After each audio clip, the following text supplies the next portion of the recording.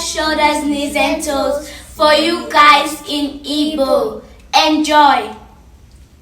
Isi mpeka ini opa isi mpeka ini opa na inti na onu na anya na mi isi mpeka ini opa isi mpeka ini opa na imi na inti na onu na anya isi mpeka ini opa Neto, because you said your shoulder is what in Igbo?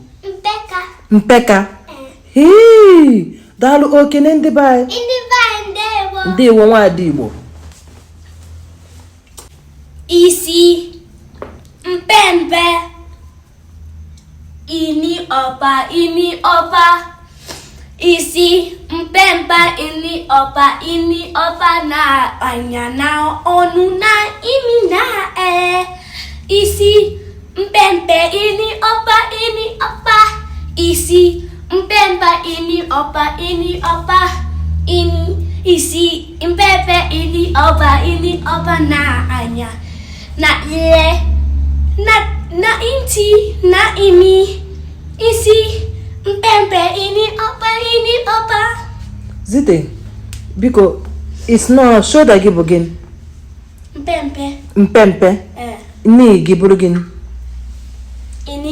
Ini isi ụkwụ gị bụrụ gịnị? Opa. Okay, gụgodi ọzọ. Isi mpempe ini opa. All right. Isi mpempe ini opa. Dalu so much. Kene ndị bai ikene bepa. Ndị bai ndewo. Hey, kasi ngwa. Isi na aka. Aka.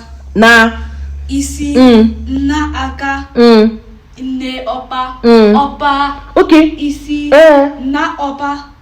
Na isi na aka. Okay. Nne opa. Opa. Isi na aka. Nne opa. Opa anya imi na onu na ile. Isi na aka. Nne opa. Hey. Isi na aka. Nne opa. Isi na aka. Nne opa. Na anya na inti na onu na ile. Isi na aka. Nne opa. Okay, shoulder bụ gịnị Igbo? Nna opa. Nna opa. Ma nna aka. Okay, nna aka. Yeah, father of hand. All right, nna aka. And your name bụ gịnị? Nne opa. Nne opa. That's mother of leg. Nne opa. Nna. Good day, you want more? Tọkwala ụtọ. Isi. Nna aka. Nne opa. Opa. All right. Isi. Yes. Nna aka. All right. Nne opa. Opa. Okay.